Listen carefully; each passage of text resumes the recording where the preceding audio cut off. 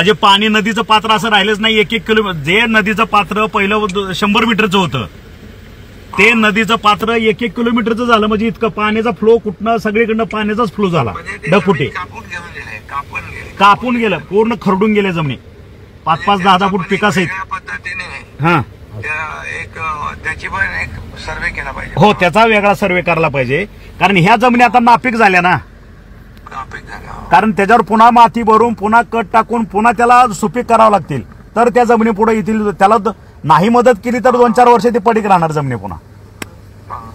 असं राशन धान्य तेच कोणती जरा मीडियामधून येऊ द्या सगळं. हो, सुरू केलं भाऊ, सुरू केलं. त्या लोकांच्या अपेक्षा आपल्याकडूनच आहेत. हो हो हो, करतो. Okay okay okay. कॅम्प वगैरे इकडून मेडिकल कॅम्प पण पाठवून देतो. हो, आहे ते सगळं, ती केली सोय सगळी आहे ना. आहे. ओके हो हो हो भाऊ. ठीक आहे. ओके.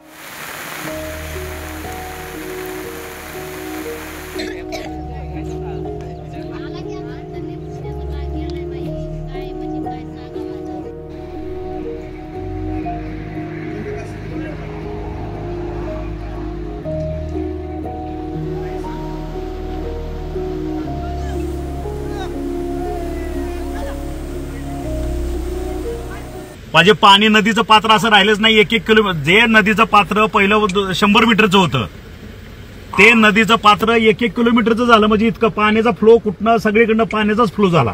ढगफुटी कापून गेलं, पूर्ण खरडून गेले जमिनी 5-5, 10-10 फूट पिकासहित. हा त्याची पण एक सर्वे केला पाहिजे. हो, त्याचा वेगळा सर्वे करायला पाहिजे. कारण ह्या जमिनी आता नापीक झाल्या ना.